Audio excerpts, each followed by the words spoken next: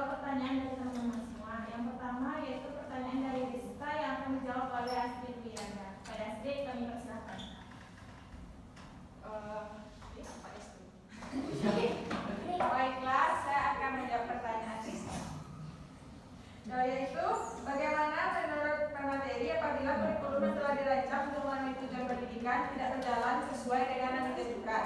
Adapun menurut pemateri, kurikulum yang tidak berjalan sesuai dengan tujuan pendidikan dapat disebabkan oleh beberapa faktor. 1. Kurikulum yang tidak sesuai dengan kondisi kehidupan peserta didik. Yang kedua, kurikulum yang tidak konsisten. Yang ketiga, kualitas guru yang kurang. Yang keempat, perubahan sosial dan budaya. Jadi, kan yang pertama faktor itu kurikulum yang tidak sesuai dengan kondisi kehidupan peserta didik, kurikulum yang tidak dinamis dan tidak diadaptasikan dengan perkembangan zaman dapat membuat pendidikan yang tidak efektif. Terus kurikulum yang tidak konsisten itu perubahan kurikulum yang terus menerus dapat menyebabkan inkonsistensi dalam pendidikan sehingga tujuan pendidikan nasional tidak tercapai. Terus yang ketiga, kualitas guru yang kurang. Guru yang tidak kompeten, kreatif, dan memiliki kualitas skill tinggi dapat mempengaruhi efektivitas kurikulum. Yang terakhir, perubahan sosial dan budaya. Kurikulum harus terus diubah untuk menyesuaikan dengan perubahan sosial dan budaya serta perkembangan teknologi.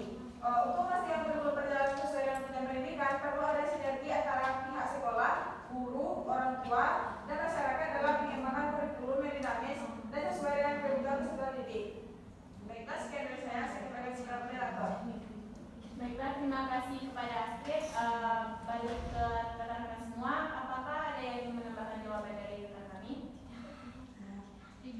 Tidak ada. Apakah Rizka mengerti dengan penjelasan rekan kami? Baik, terima kasih Rizka.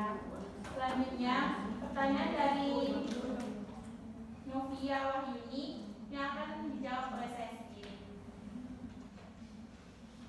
Menurut kelompok penyaji, mengapa dalam pengembangan kurikulum harus berpedoman pada landasan asas dan prinsip pengembangan kurikulum? Menurut kami ada beberapa alasan penting. Yang pertama yaitu fokus dan arah yang jelas, tujuan yang teratur, serta kesatuan konsep, sehingga semua komponen kurikulum mulai dari tujuan pembelajaran hingga metode evaluasi akan saling terkait dan menghubungkan satu sama lain. Sesuai dengan konteks, asas dan prinsip membantu kita merancang kurikulum yang relevan dengan kebutuhan siswa, masyarakat, dan perkembangan pada zaman itu. Selanjutnya, kriteria yang jelas. Asas dan prinsip memberikan kriteria yang jelas untuk mengevaluasi keberhasilan suatu kurikulum. Yang selanjutnya, perbaikan keberlanjutan. Hasil evaluasi dapat digunakan untuk melakukan dan penyempurnaan kurikulum secara berkelanjutan. Yang selanjutnya, dasar yang kuat. Kurikulum yang dikembangkan berdasarkan asas yang prinsip yang jelas memiliki legitimasi yang jelas dan kuat di mata masyarakat.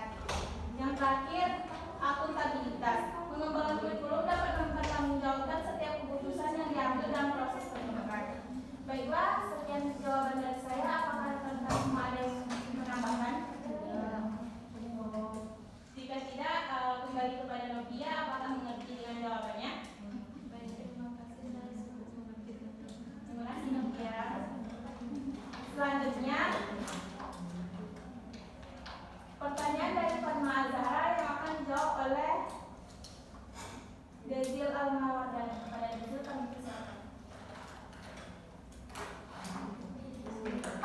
Baiklah, saya akan menjawab pertanyaan dari Fatma, yaitu bagaimana contoh penerapan asas ilmu pengetahuan dan teknologi terkait dengan proses pembelajaran untuk mencapai tujuan yang telah ditetapkan, yaitu menggunakan Google Classroom atau penggunaan e-learning, yaitu mempermudah guru dan atau dosen saat penyampaian materi, tugas, ujian secara online sehingga siswa bisa mengakses pembelajaran di mana saja, serta dapat meningkatkan fleksibilitas dalam pembelajaran. Bagaimana dengan